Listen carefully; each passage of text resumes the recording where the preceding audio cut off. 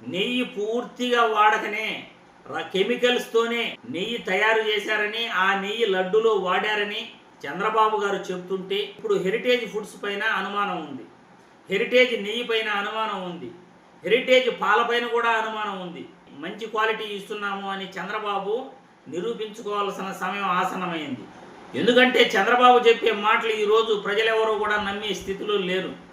తిరుమల లడ్డూలో జంతువుల కొవ్వు కలిసింది అని విష ప్రచారం చేసిన చంద్రబాబు గారు సిబిఐ రిపోర్టు తర్వాత జంతువుల కొవ్వు కలవలేదు అని మనం చెప్పడం కాదు, జాతీయ ఛానల్ ప్రచారం చేస్తున్నాయి.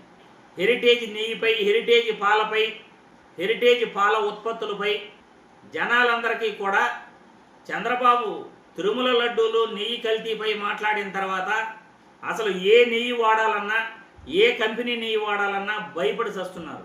కాబట్టి చంద్రబాబు గారు బోలేబాబా డైరీ కన్నా నెయ్యి మంచి క్వాలిటీ మేము ఇస్తున్నాము అని ప్రజలకు మీరు హెరిటేజ్ గురించి తెలియజేయాలంటే హెరిటేజ్ ఫుడ్స్, హెరిటేజ్ నెయ్యిని ఎన్డీడీబీ, ఎన్డీఆర్ఐ ల్యాబ్లకు పంపి టెస్ట్ చేసి ఆ ల్యాబ్ రిపోర్ట్లు ప్రజలకు చూపించాలి. మీరు కల్తీ గురించి, నెయ్యి గురించి మాట్లాడుతున్నారంటే ప్రజలు నవ్వుకుంటున్నారు సార్.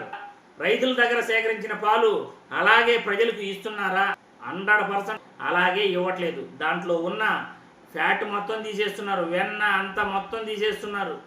అన్నీ తీసేసినాక ఆ పాలు తాగేం లాభం? కెమికల్ పాలు తాగేం లాభం? హెరిటేజ్ పాలల్లో కూడా కెమికల్ ఉంది కదా. చంద్రబాబు నాయుడు గారు ప్రజలకు సమాధానం చెప్పాలి హెరిటేజ్ ఫుడ్స్ పై.